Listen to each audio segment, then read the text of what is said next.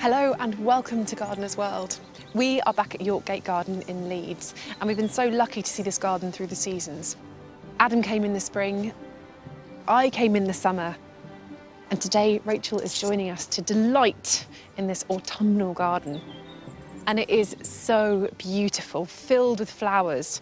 This is Salvia convertiflora, really, really breathtaking. But this garden is as much about its design as about its planting.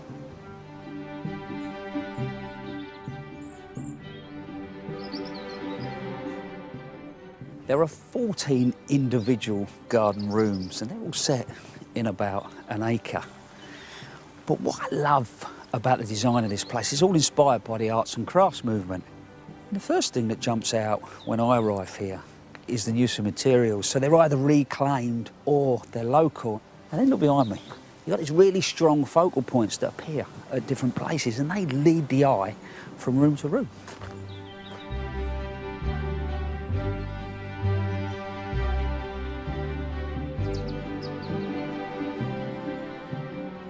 Well, this is my first visit to York Gate and there's so much to be inspired by. Just look at that pyracantha. Well, Frances, Adam and I are going to be getting our hands dirty and helping out with some of the season's tasks. Well, you were absolutely right, of course. This is the most fantastic garden. Isn't it beautiful? Really beautiful. You pleased you come? Yeah, just a bit, can you tell? And the nice thing is, everywhere you go, there's always more to see. Excellent. And on that note, here's what's coming up on today's programme. We visit a contemporary garden filled with clever plant combinations. Even though the garden is mostly green, it forms a rich tapestry of different textures, and that's just as important as flower colour. Having that combination of rounded leaves of epimedium or the sword-shaped leaves of Haconicloas, they just make this garden really, really interesting. We find out why a man in Norfolk has spent most of his life obsessing about just one type of plant. Every seedling that flowers is given a number in sequence, and we're now over 21,000. Plantsman Jamie Butterworth uncovers one of the earliest examples of prairie planting in a beautiful garden in North Yorkshire. It's all about the plants. It's all about the gardening. And the best bit, there's no hard landscaping in sight. And I love it. And we'll join forces with the gardening team. With so many different areas of the garden to tend, I'm sure they'll welcome a few extra hands.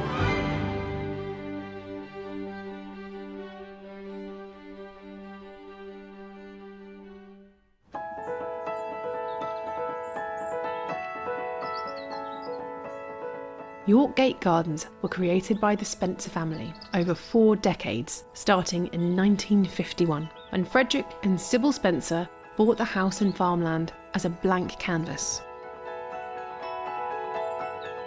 The garden stayed in the family until 1994, when it passed into the hands of the horticultural charity Perennial, who continue to maintain it to this day. And they are a delight. Pockets of inspiration, little surprises, and some beautiful planting.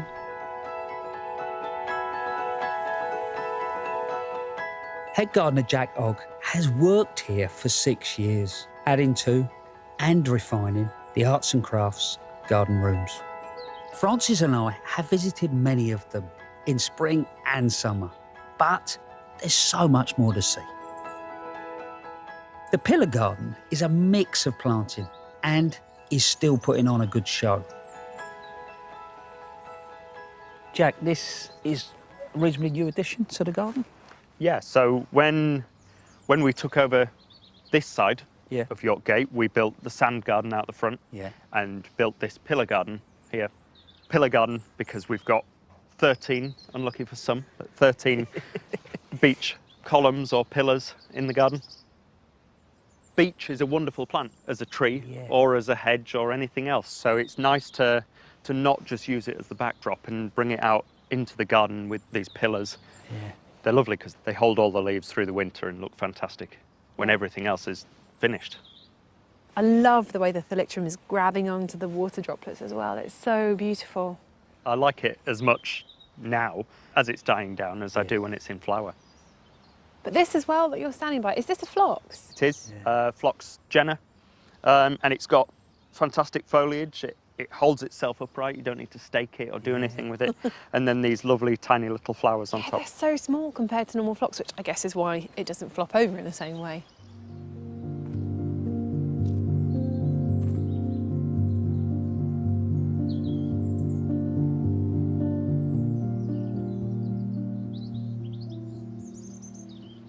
It's really interesting seeing this garden through the seasons and then coming into this part of it, which just sort of doesn't really change as the seasons go through, does it?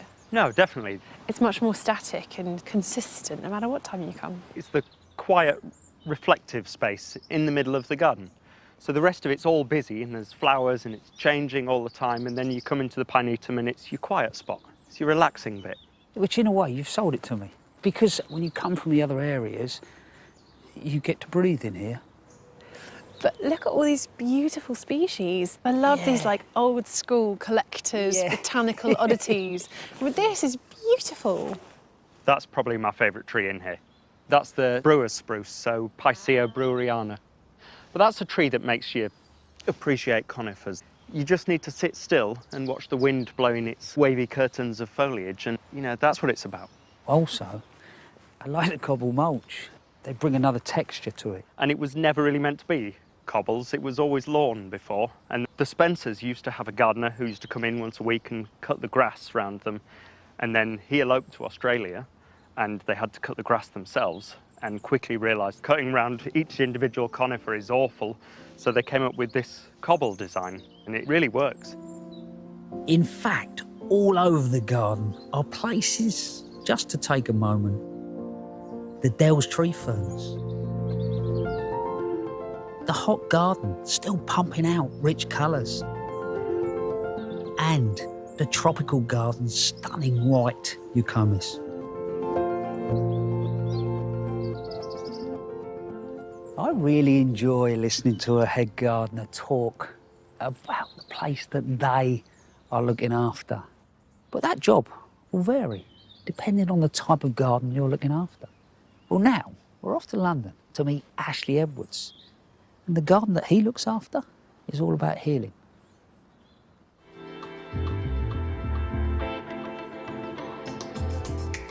I absolutely love being a gardener. I mean, for me, gardening is something you never get tired of. You're always learning. When I was a child growing up, I never had a garden. I grew up in a council flat. We were on the second floor, but we did have an amazing view of a garden of the lady downstairs. And she used to invite me down and get me to plant calendula seeds in her garden. And I remember picking off the dead heads and holding these seeds in my hand. And I just remember sowing them out in the garden and being so excited by the thought that they're going to become these big plants with bright orange flowers on them. I always had an interest in gardening and nature, but growing up, gardening and horticulture as a career was never put forward to me. It was only later in life that I realised, oh, I can actually make a career from gardening. Today, I'm head gardener at Horatio's Garden, London and South East, and I am nurturing a space for patients with spinal injuries. I've found nature healing throughout my whole life, and being able to garden, focusing on a task and just forget everything for a minute, and I can process things really clearly. That's the real benefit of nature for me.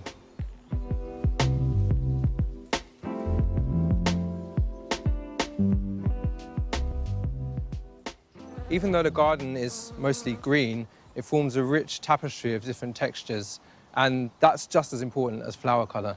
Having that combination of rounded leaves of epimedium or the sword-shaped leaves of Haconicloa, they just make this garden really, really interesting. But what I want to show you is one of my favourite combinations over here. This is Cornus Cusa Milky Way, which is an incredible cornus, a Korean dogwood, with these fantastic white bracts and central flowers. And this, with the Haconicloa macra underneath it, I mean, this is just a dream combination right here. You've got the grass, which provides movement, the sensory, and then you've got the Cornus Cusa, which these flower bracts, they start out a lime green colour, early May, and then they'll change to bright white and they'll become larger. And when these have dropped, we then get this central flower which turns into a red fruit, and that provides interest all autumn. This combination of lime green, white, and this texture, the sound of the water in the background, it just adds this whole calming atmosphere in this part of the garden. And that's why I love this tree so much. I'm in the shade of it, it's cool.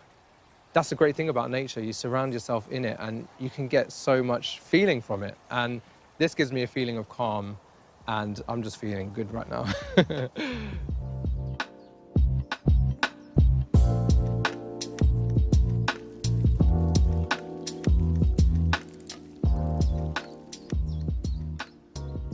Growing vegetables is something I'm so passionate about because it's a way to connect with the plant. You actually eat it, and that is so satisfying. And people that aren't even into gardening, you can't deny how good it is to grow something and then eat it yourself.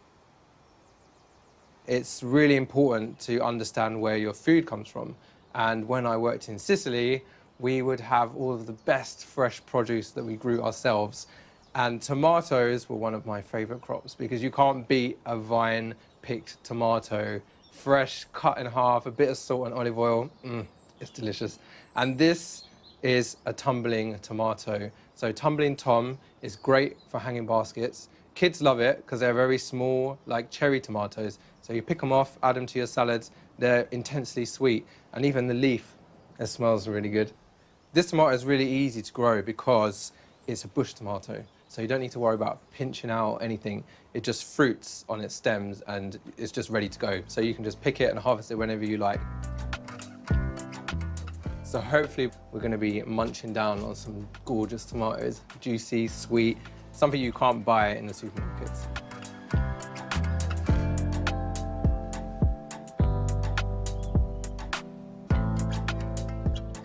We're now on the south side of the garden. This side is very colourful, and that's all just starting to come out now. And we are going to add to that with some Salvia amistad, which is a beautiful purple salvia. And these are on the slightly tender side, so we've taken cuttings last year, overwintered them in the greenhouse, and now we've got fully established plants ready to go out. This plant loves a lot of sunshine to get the best flowers from it, and the bees love it. So it will be a hive of activity. And you just need to keep deadheading it, keep it well watered. And if it's in a pot, I would recommend giving it a liquid feed to continue that flowering season. So these salvias really like a well-drained compost. So if you've got a very heavy clay, you need to add sharp sand or grit or organic matter. So now for the fun part, we get to put our salvia into its new home. And now we can just top up with soil and firm it in. I'm just adding some decorative gravel to the top of this pot, and that will help retain moisture, but also stop weeds from germinating. It also looks really nice. So there we have it. We've planted our salvia, and this is going to provide colour all summer long.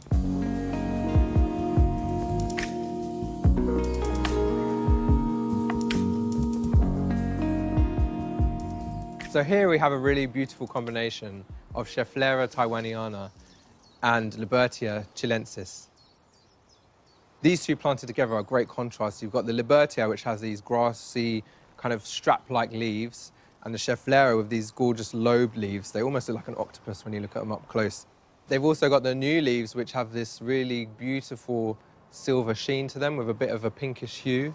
We've had these survive the frost, the snow, everything that's been thrown at them, really. They like a bit of shelter from wind, but apart from that, they're not too fussy. These Libertia flower for a long period. They've already been flowering for about 2 weeks. They'll flower for another 2 to 3 weeks. They're nice and open, so they're great for pollinators. That's a really good sign. The pollinator can come, land, pollinate, do its thing, and fly off. And they love this plant. They've been covered in it all day. And they just look really delicate, but again, a very tough plant. You can deadhead the flower heads when they've finished, or equally you could leave them, and they form a really nice structure over winter. So when there's not much colour in the garden, this will provide you some texture. When I was a kid, I was really shy, and I couldn't speak to anyone. And I think being outdoors in nature really helped me. Through nature, I've been able to discover myself, I suppose, and discover my path and my career, and it's become part of my life. So I guess now, like, I hope that I can be that person that I needed when I was younger and when I was starting in my career. It's who I am, like gardening and nature and being outdoors. I am a part of it, and it's a huge part of my life.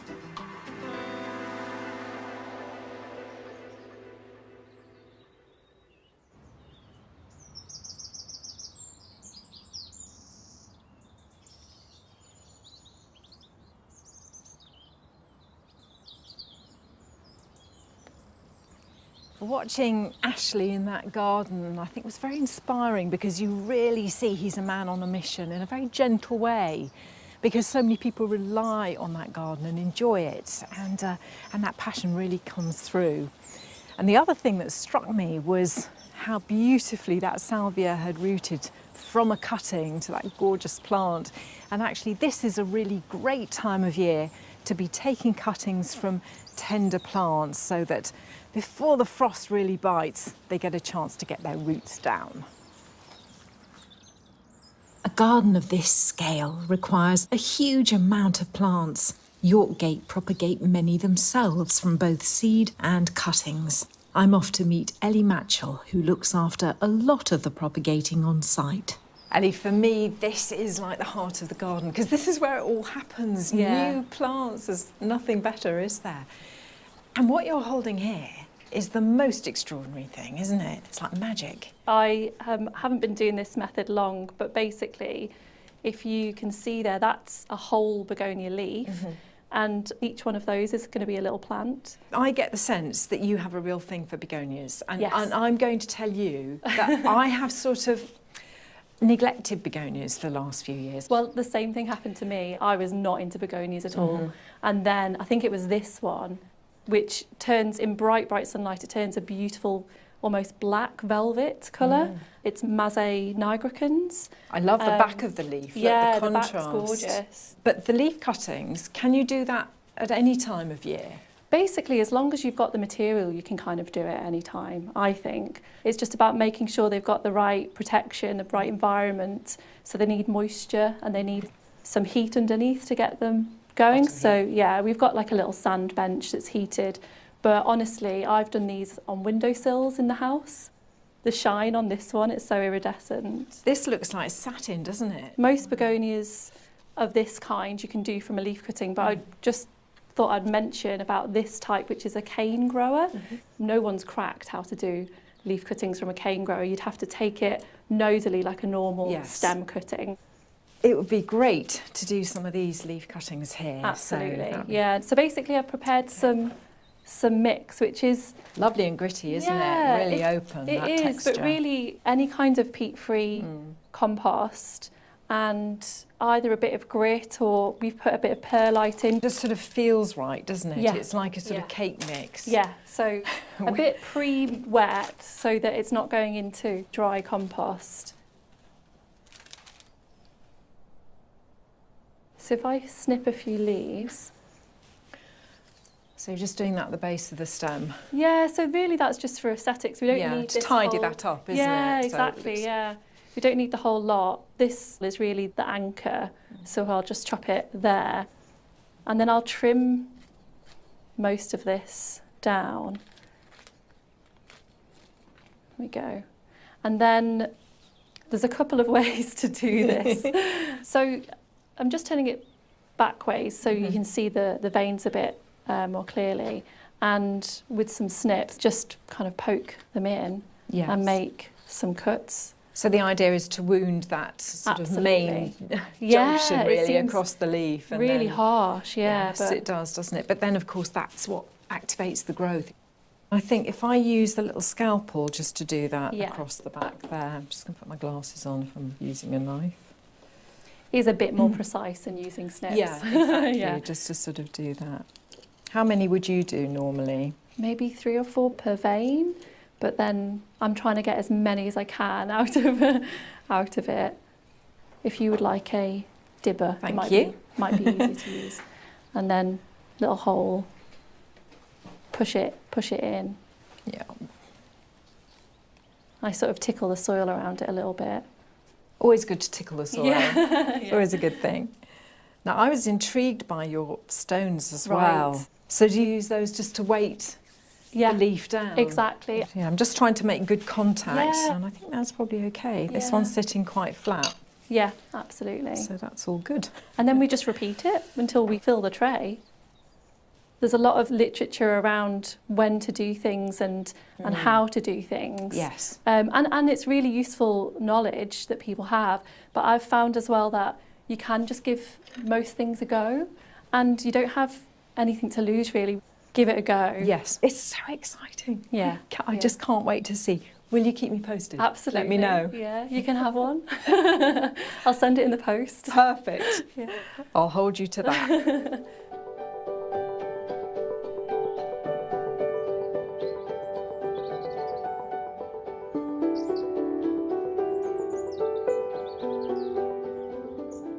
The gardeners here love tending hundreds, if not thousands of plants across the 14 gardens. But for one man in Norfolk, there's only room in his heart for one type of plant.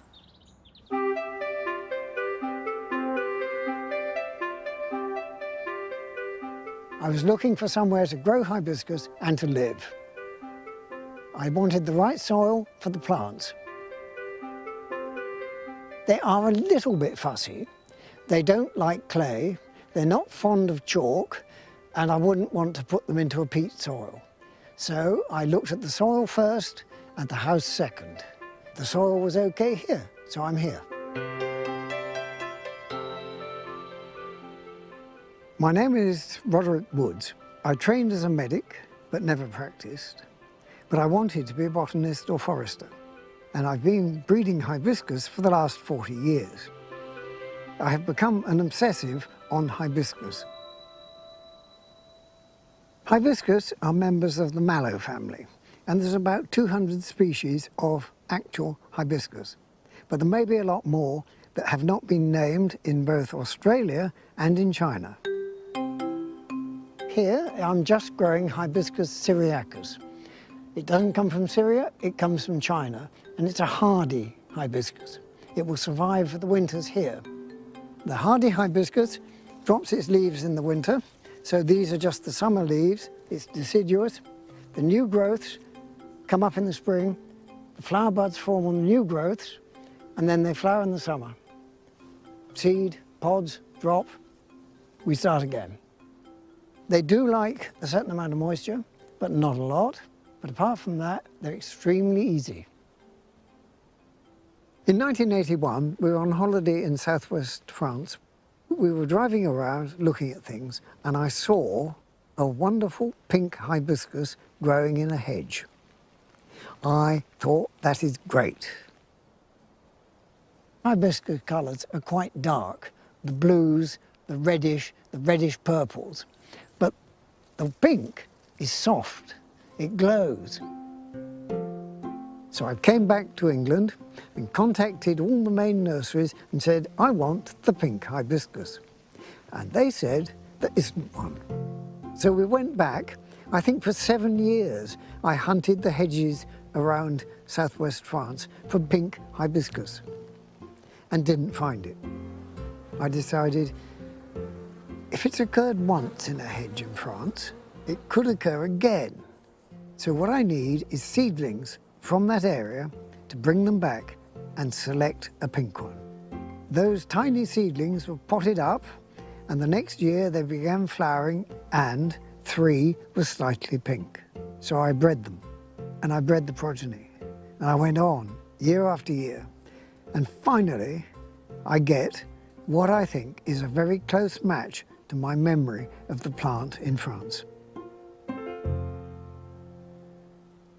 Every seedling that flowers is given a number in sequence, and we're now over 21,000.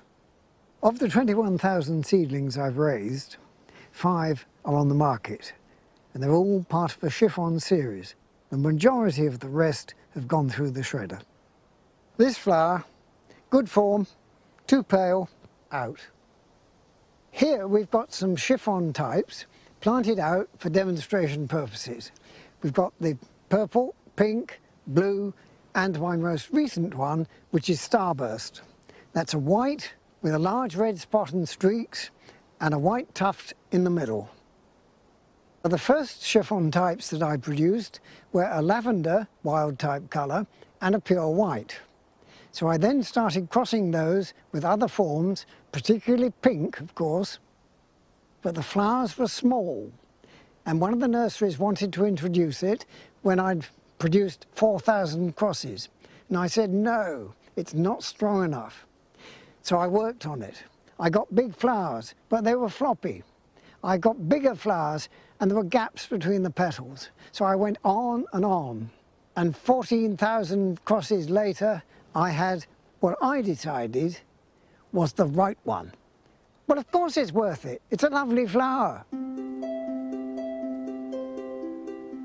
The breeding process starts by deciding which flowers shall be crossed, and then growing the plants until they flower at the same time. Having got them to that stage, I take the female plant and remove the male stamens from it, so that there won't be any doubt as to what the parents are. Now I collect a flower from the male plant. I clean the flower by stripping the petals off it so that that exposes the pollen, and remove the stigma. Now the pollen is exposed, I can bring it to the female flower, dab the pollen onto all the branches of the stigma until they're well covered. And I must cover the stigma, stop the bees having a second go. Then it's placed over the stigma, and the bottom is folded in to hold it. That's now left and watched, and hopefully the only thing that happens is the petals fall away, and the pod behind slowly develops until it's a large green pod. Like some of the ones now on these stems, they were fertilised a week to a fortnight ago. They're swelling nicely. I'm pretty sure they've got seed in them.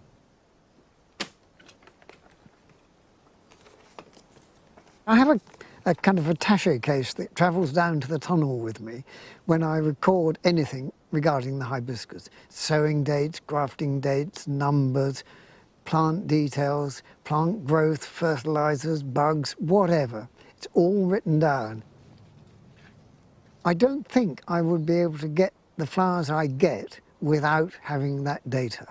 That's why those books live in the office when they're full, and they travel down to the tunnel and back again every day in the hibiscus season, because that data is important. It's much more important than the plants in the tunnel.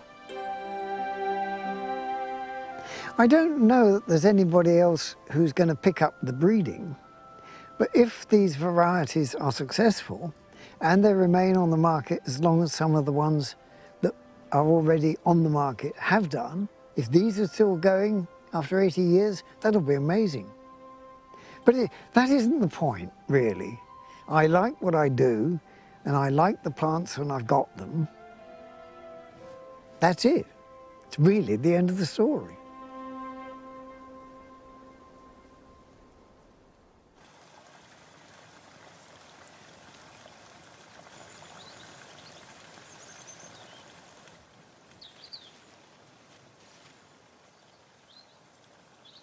I thought that was rather magical. The idea that Roderick was on holiday, saw this hibiscus, took a photograph, came home, then couldn't find it. So spent years trying to recreate this plant. But those plants are going to carry on for another generation, and maybe another generation. And that's the magical bit.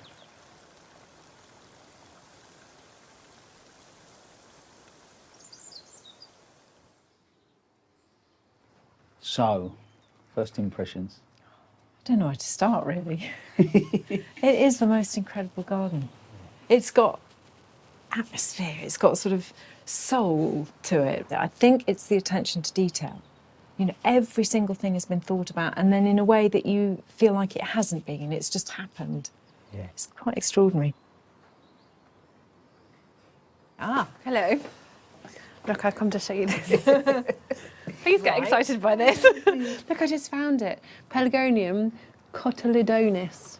Or cotyledonus. It's a pelargonium. It looks like a baobab tree, doesn't it? I've never seen this And a before. sort of a bonsai version as well. Yes, just everywhere you look, there's something, isn't there? That's just what I say. Yeah. Exactly, just that attention to detail. Yeah. It's brilliant, isn't it? Yeah. It's incredible. It's lovely. Well done for finding that. Yeah. There's plenty more. Still to come on today's programme, plantsman Jamie Butterworth visits an 18th century garden that's been transformed throughout its history. The more I walk around this garden, the more I keep coming back to it's all about the plants, and even the boundaries are created using plants. And Jamie will be joining me to get some topiary into shape for the winter. I hope he sharpened his shears.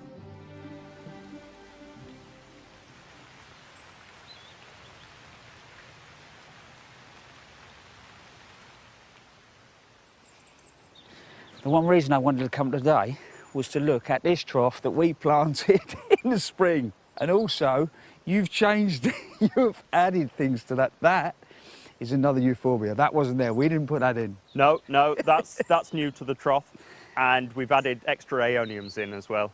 It looks really good. Yeah, quite pleased with it.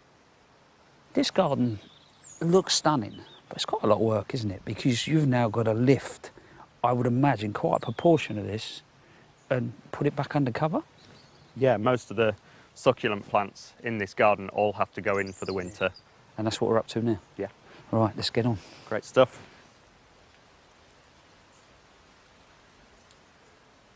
I mean, I grow all of mine in pots, but I would say your plants look happier. When I first started, everything was grown in terracotta pots and just brought out and stood out. Since we've been putting them in the ground, they've grown 10 times better. They get bigger and they've grown quicker and faster and look healthier for the summer holiday in the ground. And there's an awful lot of gravel in this soil, isn't there? Yeah, we're on sandy loam anyway, so our soil is free draining. But every time we plant these out every year, we add extra grit into the soil, so it's getting better and better drainage. So when these go in, some will be containerised, and then so will you clean them up a bit like I'm doing now? Yeah, all of the dead leaves and anything brown, anything diseased and damaged, the 3Ds. Yeah, the 3Ds, yeah. All be coming off them basically. And then there'll be small ones potted into terracotta and put on the bench. The big stuff will be going in the ground. But in the greenhouse? Yeah, they haven't seen a pot for about 4 or 5 years now. So, you tell me exactly how we're lifting this one out the ground. Right. You support the top end, I'll dig it out the ground, and then we'll get it in. Sounds good. Right. You get hold of that bit. Yeah, go on. And hopefully, it'll come out in one go. Hold on. You can make sure the greenhouse door's open. I think we're all right.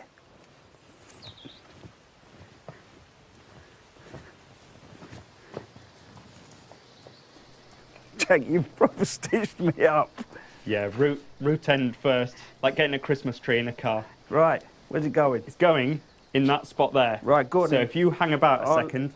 You dig the hole. Last year, all my aeoniums in the greenhouse, in containers. My greenhouse is not heated, but I lost a lot. How was it for you? I don't think you're alone with that. No. This past winter caught everybody out, basically. We heat this greenhouse to about 4 degrees, so it takes that chill off. Right, get that in that hole. Right. So actually, interestingly, looking at this, you plant these quite deep. It's all about stability for them. Yeah. Some of these giant ones need that extra bit of depth just to keep them upright. Yeah. So some people plant their tomatoes in the soil in their greenhouse. They can take them out and they can put their aeoniums in. Absolutely. Right, let's tidy this up. And then we'll go get the other 50.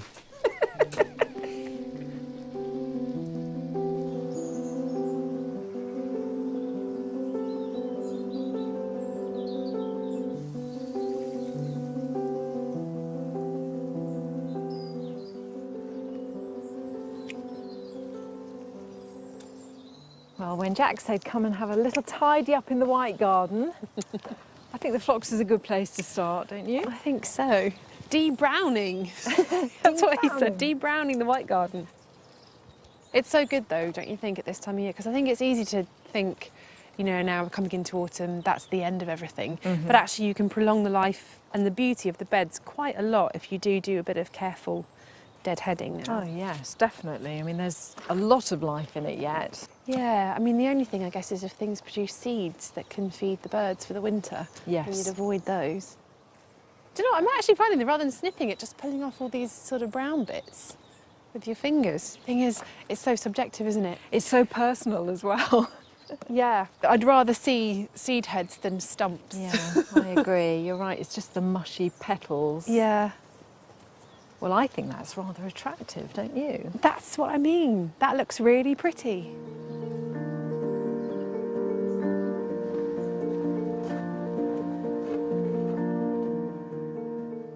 The kitchen garden aims to grow as much produce as possible.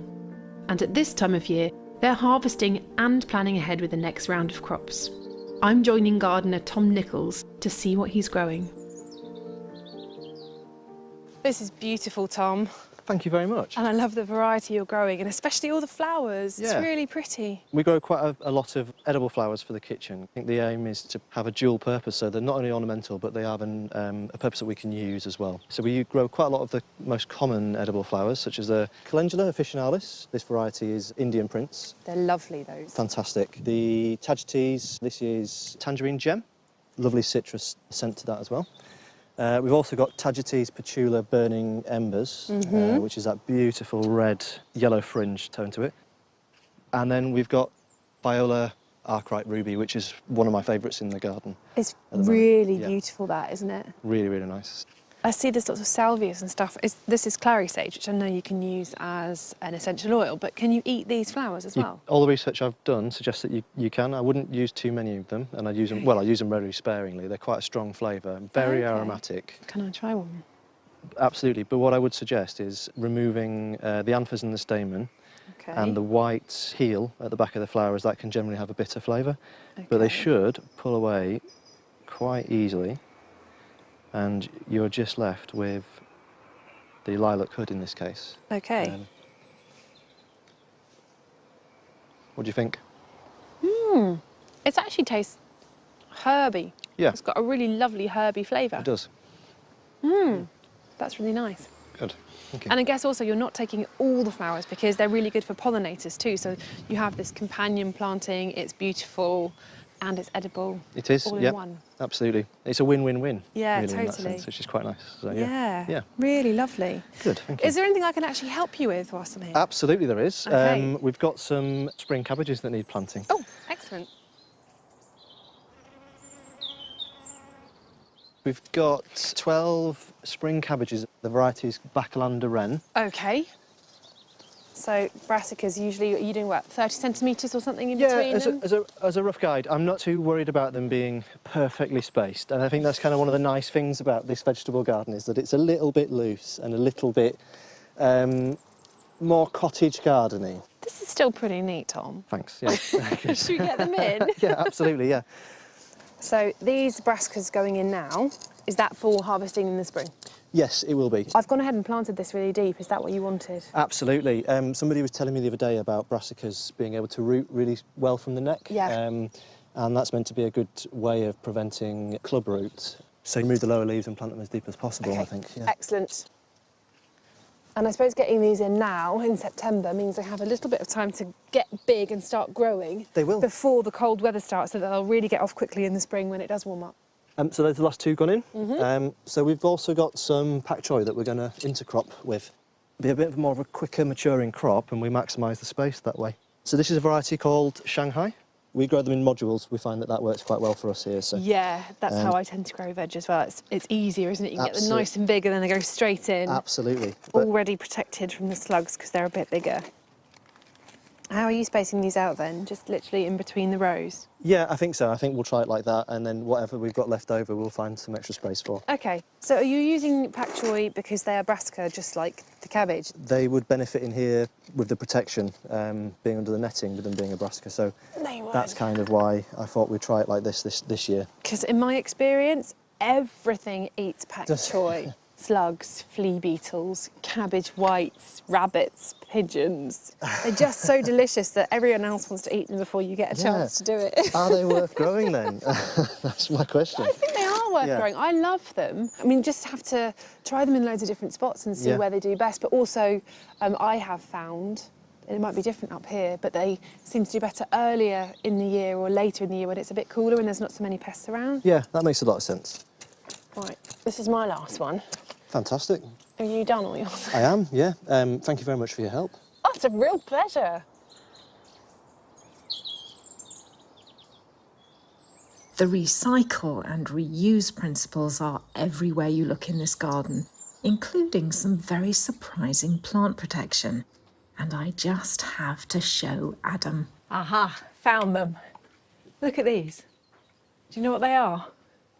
Well, they look like old coffee sacks. There's just coffee on Well, they are old coffee sacks, but you know, out in the garden, all the tree ferns, because I know you love a tree fern. I do love a tree fern. And in the winter, wrapping them up, it doesn't always look gorgeous, does it? I'm with you. So some volunteers here decided that they would make, out of the sacks, these coats for each of the tree ferns. And they're tailor-made for each one. You're winding me up. No, I'm not. Look how beautifully they're done. Look, the toggles, it's sort of like a duffel coat. And it's that sort of arts and crafts thinking, you know, and that really sort of caring for the space. Recycle, upcycle, attention to detail. I thought you'd like those. I'll make you one if you like. Pleasure. They are great. I think they're great.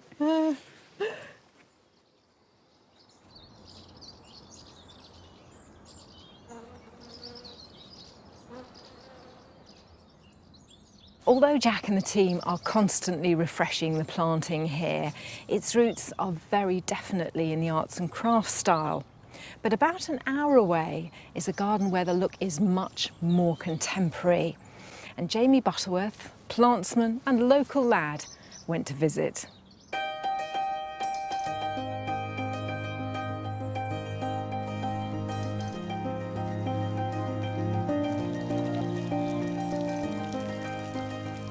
Wild, romantic, achingly beautiful. Over the last 20 years, a new kind of garden has emerged and slowly but surely asserted itself into Britain's gardening scene. By now, this style of planting is becoming really quite familiar through glossy magazines and flower shows across the country. This very naturalistic planting which uses huge swathes of perennials. And doesn't it look fantastic? But what are the principles behind this kind of planting? And how do you translate those principles to your garden at home? To find out, I've come to the walled garden at Scampston Hall in North Yorkshire. It's not just beautiful, but it's also alive with bees and butterflies and insects. It's brilliant. The 18th century walls were built to house the hall's kitchen garden. But in 1999, the owners enlisted the help of leading Dutch garden designer Piet Oudolf to create something much more contemporary.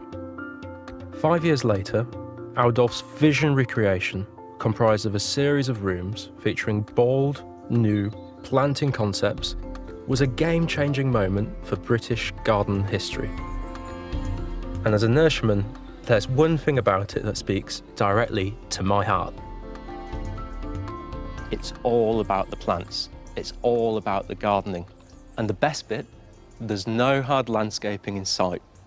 And I love it. The garden has received a huge amount of international acclaim.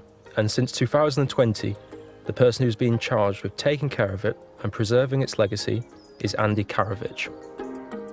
Andy, the garden is truly stunning. What is it for you that makes Piet's work and design so magical?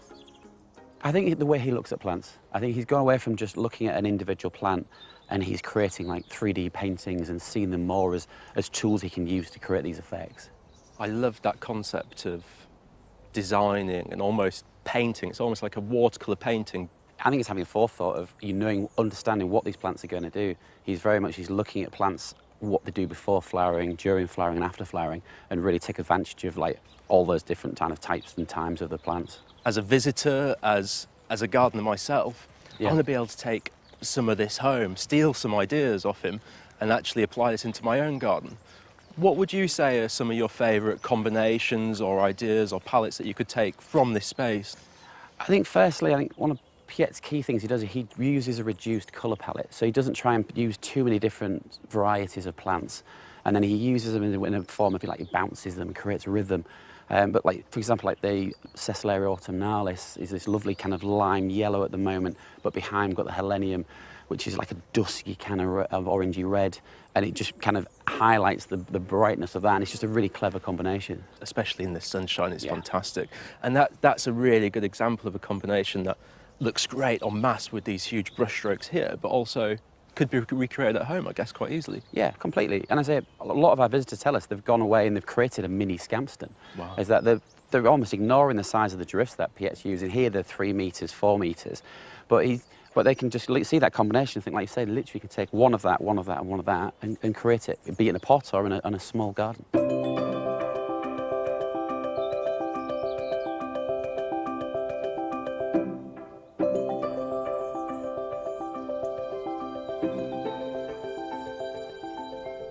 The more I walk around this garden, the more I keep coming back to it's all about the plants, and even the boundaries are created using plants.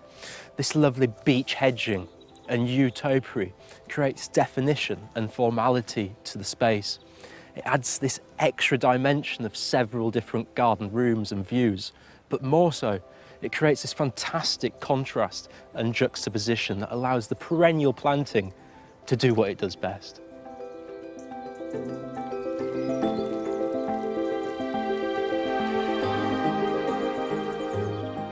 The beech and yew divide the space and create wonderful shapes and shadows, but there's one part of the garden which favours the use of another fantastic architectural plant.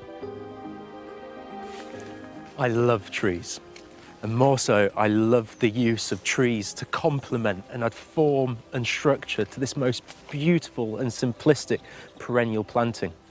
These are Katsura trees, and this is a grove of Katsuras. They're commonly called the candyfloss tree because in the autumn they produce the most amazing burnt sugar smell. They have the most incredible palette of reds and oranges and yellows, and as the leaves start to fall, the starches in the leaves turn to sugar, and that's what produces this incredible smell. Now, these trees were 15 metres tall, which is about the size of that big tree in the background over there, which is far too big for this space. And what Andy and the team at Scampston have done is make these much more manageable. And they've coppiced them really hard. They've literally taken them right back to the ground. And now these trees have been coppiced, what they've done is put on a load of growth. So what Andy's team are doing at the moment is thinning out some of that growth to create a multi-stem shape. And that's picked up brilliantly by these asters and hacknacloas down here. A really simple palette of just 3 plants that could work in just about any garden. By contrast, in the next room, Melinia grass is planted alone, creating a serene atmosphere, offering subtle changes of colour throughout the year. Daring and innovative, definitely, but this is also a place filled with inspiration. Sometimes it can feel quite daunting when you visit a garden as beautiful as this one. But what I've loved most about my visit to Scampston today is these nuggets of take-home ideas. Whether it's as simple as the one plant Melinia swaves over there, to these really beautiful Katsura trees behind me, and how they've been shaped, something as simple as that. A load of ideas that I'm going to be taking back home with me. And I can't wait to come back and visit this garden in spring and see it in a completely different light.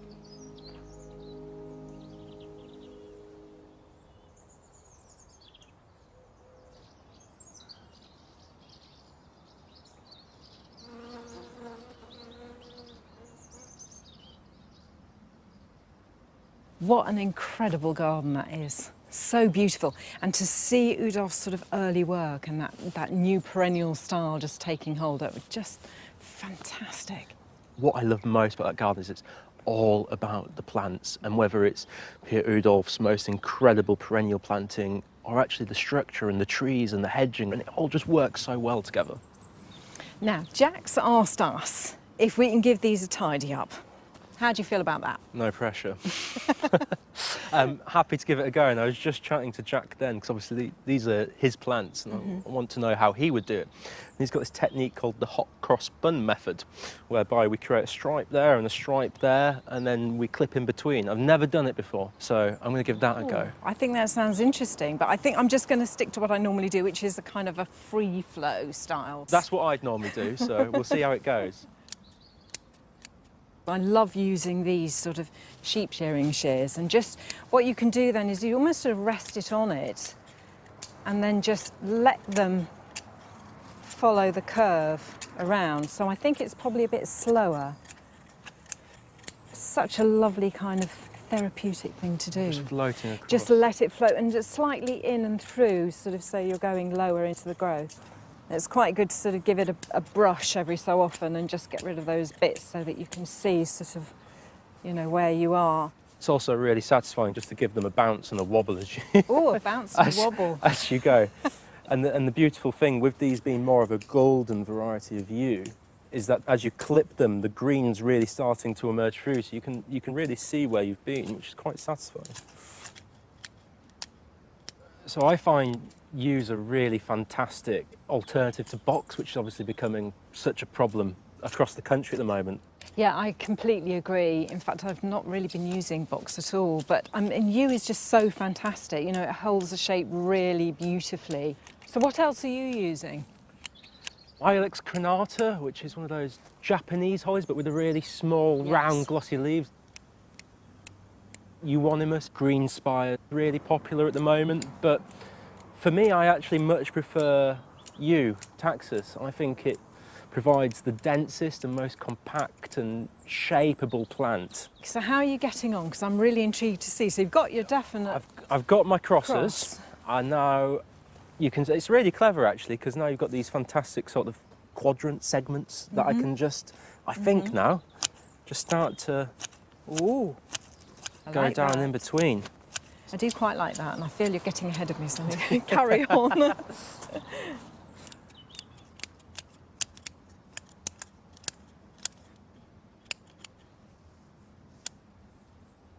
That looks amazing, I have So to does say. yours. Good. Do you know what? I found that technique so easy to know where the curve is, how deep to go, and you'll definitely be doing that more.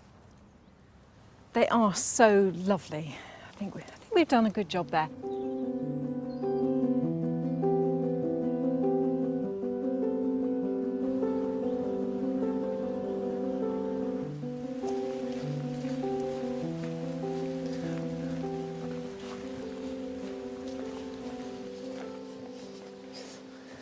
I think it's time for an indoor job. And I've got quite an exciting one here because they've asked me to mix compost for them.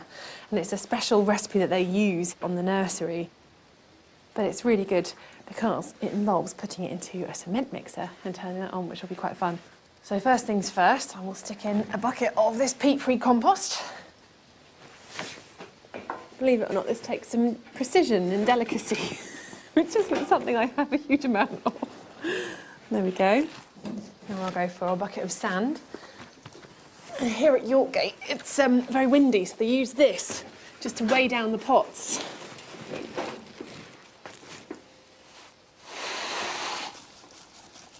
And one more bucket of compost.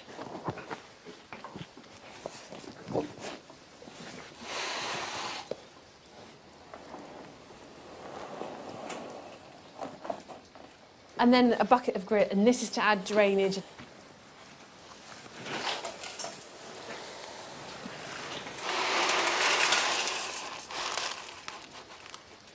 And finally, some fertiliser to keep things going.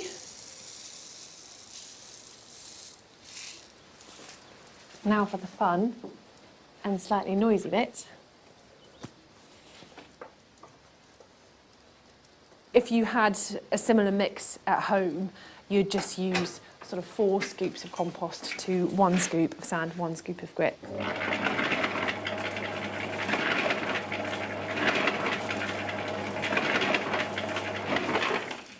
Okay, that looks fairly well mixed to me. Nice and easy. Well, that's one job done. But here are some more that you can be getting on with.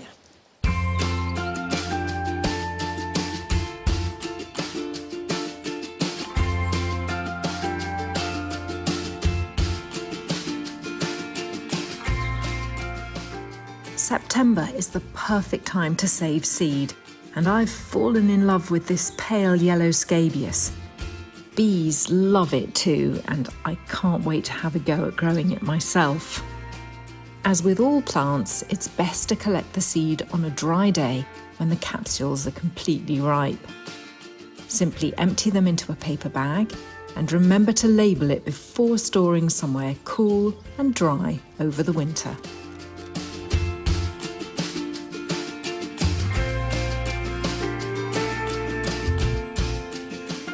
Autumn is a key time for dividing plants, and I've been asked to move some of this Solomon seal to another border. Simply dig up a clump, take care not to damage the roots too much.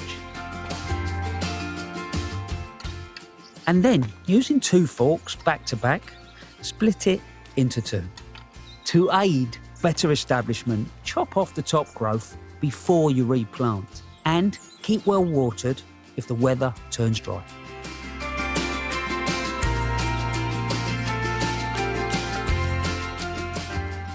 Sweet corn, fresh from the garden, is a real treat at this time of year. And it tastes so much better than anything you can buy in the shops. If the tassels have turned brown, it's ready to pick. But if you want to make doubly sure, peel back the husk and press your thumbnail into one of the kernels. If the liquid is creamy, head to the kitchen. If it's watery, you'll need to wait a bit longer.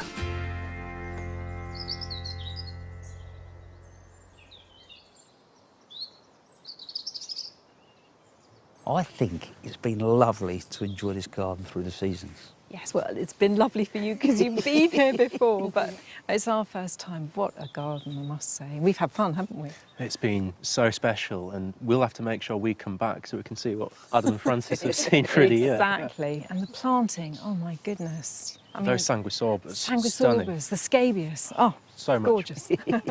There's so much to see though, there's so much detail. And actually, that's what's really struck me today, walking around, you see these little incidental views that are so breathtaking. And they stop you in your tracks and you enjoy them, and then something else catches your eye and you're off. You know? But it's a lovely place. It really is a lovely place.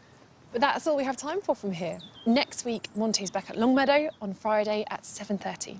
We'll see you then. Bye-bye. Bye. Bye-bye.